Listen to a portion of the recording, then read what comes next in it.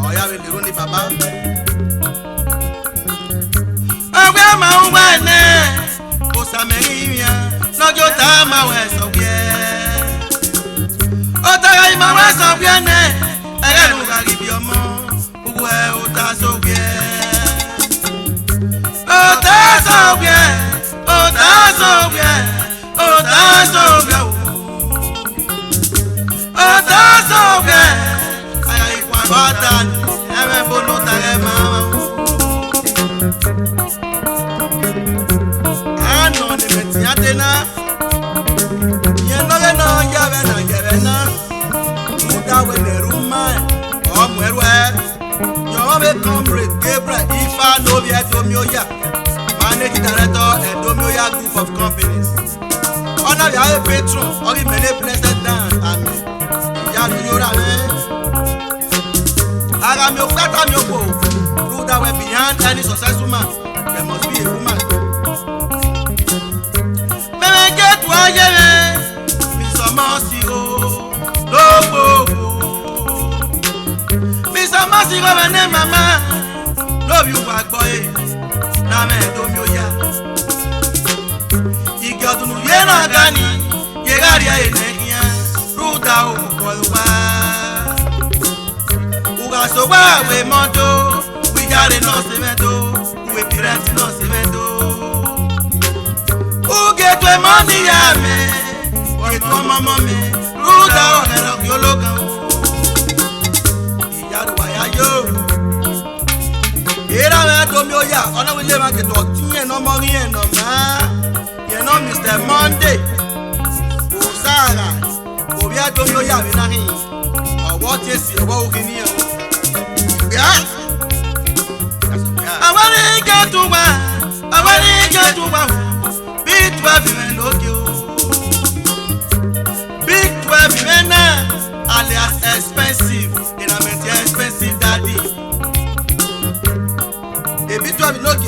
era me to me we go get waya.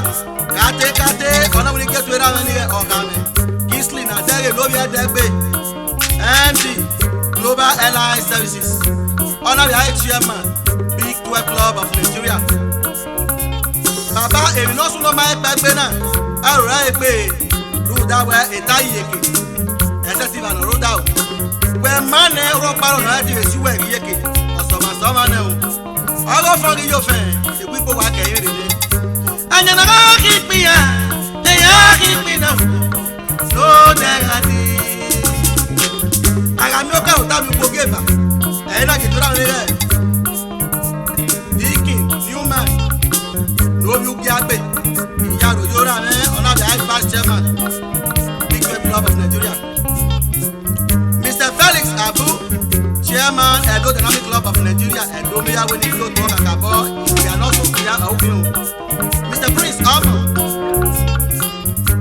Vice Chairman Edo Dynamic Club of Nigeria. Iya rojo. Mr. Kevin Arayere, Northern Base. Mr. Moses Osundenera. Mr. Felix Okunbawa. Mr. Solomon Agbondiri. Ìpè náà sọ pé àwàyà mi o. Ẹ̀dùn mẹ́rin kí o tù wáyà fẹ́fẹ́fẹ́ ìyàrá wa yóò. Wàkàtà mú pẹ̀. Èmi wà mẹ́wàá gbọ́. Wà mẹ́fà. Àyà yí wà gbọ́. Wàgì amú ẹyọ tọ̀. Ilé òkú.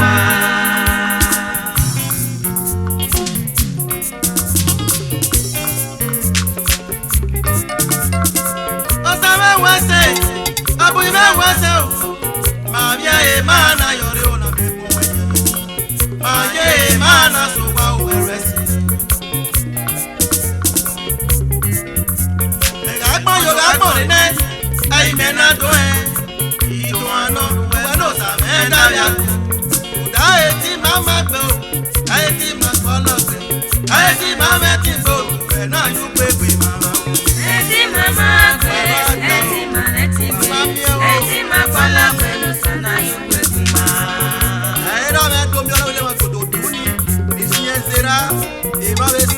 Ladies Club. Yane ba Iviera Sisters Club alias Efo Baba RFA. Osa you gbe mo na me. Mrs. Rachel. Ame obaruyi. Iye gift me ni me ya o.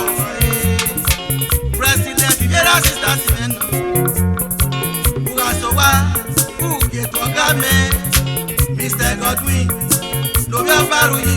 Ostrabe. Sanirame kubayalo. Sanirame kubayalo. Vice President.